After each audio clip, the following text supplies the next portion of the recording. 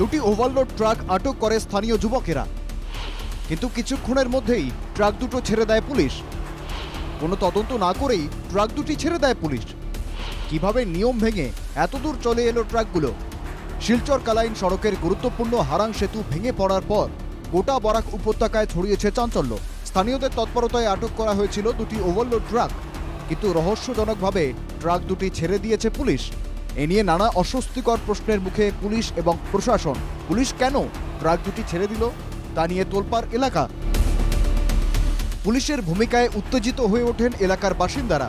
তাদের অভিযোগ, 60 থেকে 70 টনের বেশি ওজনের গাড়ি বেআইনিভাবে চলাচল করে, অথচ পুলিশ এসব গাড়িকে বাধা দেয় না। দুটি ট্রাক আটকের পরও রহস্যজনকভাবে ছেড়ে দেয় পুলিশ। দুনিয়ার গাড়ি তারা ঘুরাই দিছে গাড়ি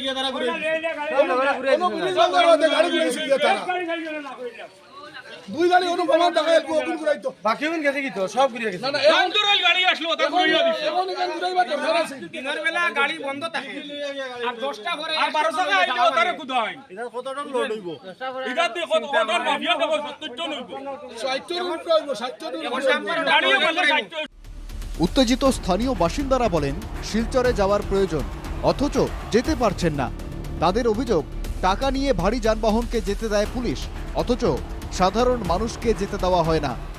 যাইতাম কোন বাইরে ভাই থরুতারে যাইতাম স্কুলে শিলচর যাইতাম আজিরা ও যাইতাম চিন্তা করেন আজকে তারা তো রাইট পয়সা লইয়া আমি নিজে মেডিকেল যাইতাম এখন যাইতাই কোন ভাই কোনো পাবলিক রে তারা রাস্তা রাইট রইতে দেয় রাত 9টা আটটা বন্ধ বাচ্চারা সড়ক আটটা কুদাই জায়গা দেয় তারারে।